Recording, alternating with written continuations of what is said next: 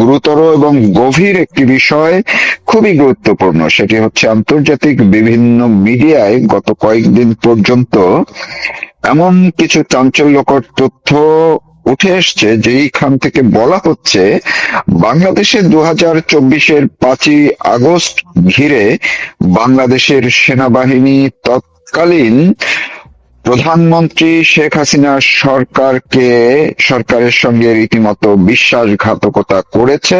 সেটি আগে থেকেই আমরা বলে আসছিলাম, কিন্তু এখন দিনে দিনে সেটি আরো পরিষ্কার হচ্ছে। কিন্তু কেন, কিভাবে, কেনই বা সেনা প্রধান এই বিশ্বাসঘাতকতা করলেন, এবং সেনাবাহিনীর অন্যরাও কিভাবে এর সঙ্গে যুক্ত হলেন, এর পরিণতি ভবিষ্যতে কি হতে পারে, এসব নিয়ে কথা বলবো। আমার সঙ্গে দুজন অতিথি দেখতে পাচ্ছেন। আমি আপনার কাছ থেকে বীর মুক্তিযোদ্ধা প্রফেসর অমর সেলিম শের, আপনার কাছ থেকে একটু শুরু করতে চাই। সেনাবাহিনী নিয়ে যেসব কথাবার্তা আগে শুরু হচ্ছিল, এখন সেটি দিনে দিনে আরো একেবারে পরিষ্কার হয়ে উঠছে। আসলে কেন সেনাবাহিনী 5ই আগস্টে এই পরিস্থিতি কেন তৈরি করছিল? আন্তর্জাতিক মিডিয়ায়, পেপার ট্রেলে সহ অন্যান্য জায়গাগুলোতে এসছে। আপনার নজরে, আপনার পর্যবেক্ষণ কি? তৌফিক, ধন্যবাদ এই প্রশ্নটার জন্য। এই প্রশ্নটা আমি বেশ কদিন ধরে চিন্তা করছি, এবং সত্যিকার করে আমার সোশ্যাল মিডিয়াতে, এক্স এবং বিশেষ করে ফেসবুকে, এবং একটা ব্লগ আছে যেখানে আমরা লিখি। ওই 30শে জুলাই থেকে আমি বলে আসছিলাম যে এই যে ছাত্র আন্দোলন শুরু হয়েছে, এটার পিছনে কেউ না কেউ ইন্ধন যোগাচ্ছে, এবং সরকার কেন, তখনকার সরকার শেখ হাসিনা সরকার কেন কারফিউ জারি করতেছে না, করে সবাইকে বাসায় পাঠায় দিচ্ছে না কেন। চতুর্থ আগস্ট আমি লিখলাম যে আমার মনে হচ্ছে, এটা আমি দেখেছি, আমার মনে হচ্ছে, আমি কাউকে কোট করি, আমার মনে হচ্ছে এর পিছনে বেশ কিছু অবসরপ্রাপ্ত আর্মিরাও ইনভলভ আছে। তো আমাকে আমার ওই পোস্টটা সরাতে হয়েছিল, কারণ কে কমপ্লেন করেছিল জানি না। ফেসবুক থেকে আমাকে ওয়ার্নিং দেওয়া হলো যে তুমি একটা পোস্ট দিয়েছো, যে পোস্টটা আমাদের কমিউনিটি স্ট্যান্ডার্ড ভায়োলেট করে, কিন্তু কি কারণ সেটা বলেনি, তো আমি সরিয়ে নিয়েছিলাম তখন। কিন্তু 5ই আগস্ট যখন দেখলাম বঙ্গবন্ধু কন্যা জননেত্রী শেখ হাসিনা হেলিকপ্টারে চলে গেলেন এবং পরবর্তীতে প্লেনে করে চলে গেলেন, তখনই আমি স্ট্যাটাসটা দিলাম, এটা আর্মি কু, এটা কোনো বিপ্লব, কোনো কিছু না, এটা গণ আন্দোলনও না, এটা সম্পূর্ণ একটি আর্মি কু। এটা ওই স্ট্যাটাস এখনো আছে। এবং আমি পরবর্তীতে যখন ইউটিউবে আসতে শুরু করলাম, বিভিন্ন সাংবাদিকদের, আপনাদের মতন সাংবাদিকরা যখন আমাকে ইনভাইট করলো কথা বলতে, ফজল বাড়ির থেকে আরম্ভ করে বিপুল, লোচন, অনেকেই, মহিলাদের মধ্যে রোকেয়া প্রাচী, তখন আমি একটা স্ট্যান্ডে দাঁড়িয়েছিলাম যে এইটা কোনো ধরনের ছাত্ররা এটা করতে পারে না। বিদেশিরা করেছে, ঠিক আছে, বিদেশিদের ইন্ধন আছে, কিন্তু এটা আমাদের দেশের আর্মি, এই আর্মির মধ্যে পাকিস্তানি মনোভাবপন্ন সম্পূর্ণ আর্মিদের ভাব ছিল। এটা হয়েছে 75 সালে প্রথমে শুরু হলো, জিয়াউর রহমানের ইন্ধনে করলো, ডালিম, মেজর রশিদ, নূর, এরা করলো, করার পরবর্তীতে আসলো আবার জিয়া জিয়া আসে, তারপরে এরশাদ করলো। সুতরাং যে আর্মির যে ধারাবাহিকতা, তার পরবর্তীতে মঈনুদ্দিন করলো।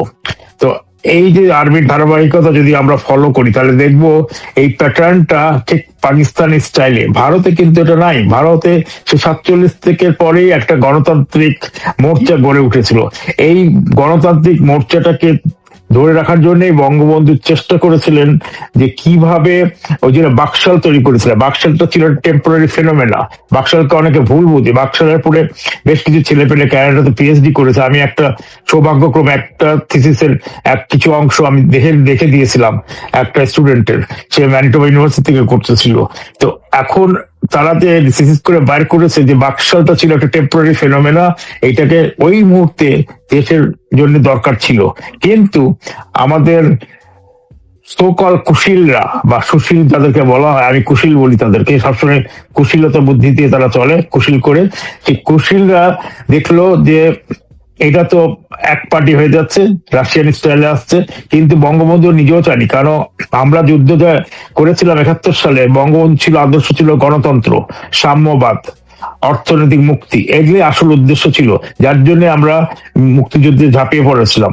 সেই 48 সালে মুক্তিযুদ্ধের সূচনা হয়েছিল আসলে, কিন্তু কথা বলতে গেলে মুক্তিযুদ্ধের রূপটাকে ধারণ করে 71 সালে এই 7ই মার্চে সেটা সম্পূর্ণভাবে প্রকাশ হয়ে যে এইবার যুদ্ধে যেতে হবে। তখনই ডিক্লারেশন অফ ইন্ডিপেন্ডেন্স হয়ে গেছে, ডিফ্যাক্টো ডিক্লারেশন অফ ইন্ডিপেন্ডেন্স হয়ে গেছে। আমি সবসময় এটা বলে এসেছি, এখনো বলি আমি এটা। আর্মি, এই যে পেপার ট্রেল যেটা দেখা যাচ্ছে, এটা পরিষ্কার ভাবে এটা আর্মি ট্রেল কু করেছে। আগে আর্মি নিজে পাওয়ার নিত, জিয়াউর রহমান যেরকম নিয়েছে, এরশাদ যেরকম নিয়েছিল, বা পাকিস্তানে যেরকম আর্মিরা নিয়ে নিত। এখন নতুন ধারা শুরু হয়েছে পৃথিবীময়, এটা হচ্ছে আমেরিকান থিওরির একটা ডিপেন্ডেন্সি থিওরি, যে তোমরা সিভিলিয়ানকে সামনে রেখে তোমরা পিছনে থাকো। আর্মি ব্যাকড গভর্নমেন্ট শুরু হলো।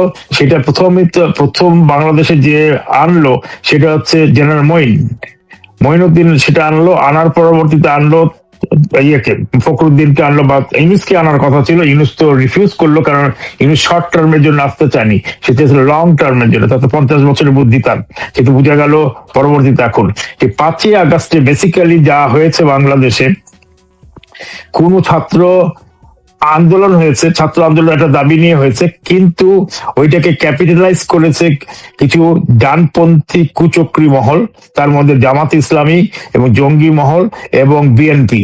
এরা ডানপন্থী। এই ডানপন্থীরাই বেশি করে আর্মিকে, বিহাইন্ড দ্য সিন আর্মি ছিল, খালি আর্মির বর্তমান আর্মি না, অবসরপ্রাপ্ত আর্মি অফিসাররাও থেকে তারাই করেছে।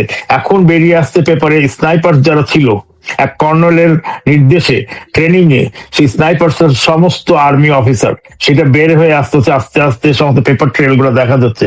তো পরবর্তীতে আমি যেটা বলি, যে আমাদের দেশে, বাংলাদেশের মতন দেশে, অনেক দেশেই একটা ডিফেন্স ফোর্সের পিছনে টাকা খরচ হয়। ট্যাক্স পেয়ারের মানি কেন খরচ করি আমরা? এই কদিন পরই একটা গণতান্ত্রিক সরকারকে আমরা সরিয়ে দেওয়ার জন্য। তো এখন বর্তমানে যে সরকারটা নির্বাচিত হলো, সোকল নির্বাচন, যদিও নির্বাচনটা খুবই প্রশ্নবিদ্ধ আমার কাছে, এবং আমি মনে করি এটা সঠিক হয়নি। একটা বৃহৎ দলকে বাদ দিয়ে, একটা বৃহৎ অংশ পপুলেশনকে বাদ দিয়ে এই নির্বাচন হয়েছে, যারা ভোট দিতে পারে নাই, বা ভোট যাকে দিবে তাকে সঠিকভাবে তারা প্রয়োগ করতে পারে নাই। তো এই একটা বৃহৎ দলকে এই নির্বাচন করলো, সোকল দেখানো যে আমরা পাবলিকের অনুমোদন নিয়ে এসছি 51% ভোট নিয়ে।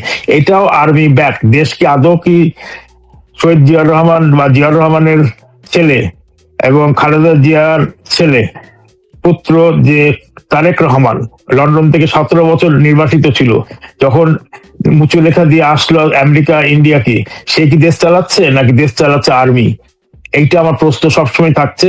এখন দেখা যাচ্ছে আর্মি সমস্ত কিছু behind the scene role play করে যাচ্ছে।